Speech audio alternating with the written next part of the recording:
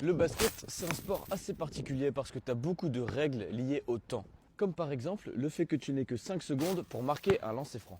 Je suis sûr qu'il y a au moins une règle que même les basketteurs ne connaissent pas. Du coup aujourd'hui je vais t'expliquer de manière simple toutes les règles liées au temps au basket.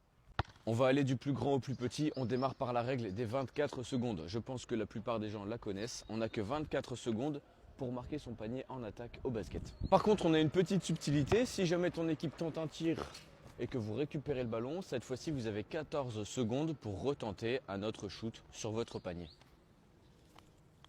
Ensuite, on a la règle des 8 secondes. Au basket, en attaque, tu as 8 secondes pour passer la ligne du milieu de terrain. Si tu dépasses les 8 secondes pour franchir le milieu de terrain, la balle est rendue aux adversaires. Ensuite, on a 3 règles simples avec 5 secondes. La première, c'est qu'à chaque remise en jeu, dès que tu as une touche ou un panier marqué, tu as 5 secondes pour rentrer la balle sur le terrain. Si au bout des 5 secondes, tu n'as pas fait la passe à un coéquipier, la balle est rendue aux adversaires. La deuxième règle des 5 secondes qui n'est pas souvent respectée, c'est les lancers francs.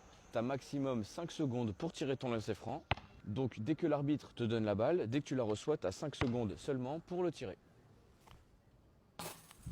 La dernière pour les 5 secondes, c'est que tu n'as pas le droit de conserver la balle plus que 5 secondes sans bouger dans les mains. Tu es obligé soit de faire un dribble avant les 5 secondes, soit faire une passe, soit faire un tir. Mais tu n'as pas le droit de conserver la balle sans bouger plus que 5 secondes, sinon c'est une infraction au règlement.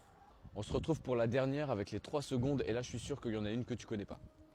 La première, quand tu es en attaque au basket, tu n'as pas le droit de rester plus que 3 secondes dans la raquette. Cette règle des 3 secondes en attaque, elle est mise en place pour éviter le fait d'avoir des grands joueurs qui campent dans la raquette, sinon il n'y a pas d'effort à faire.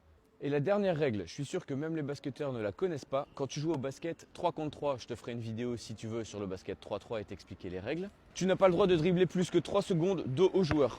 Donc si tu es dos à un joueur, tu n'as pas le droit de dribbler en poste bas plus que 3 secondes quand tu es en basket 3-3. En basket traditionnel 5-5, tu as tout à fait le droit.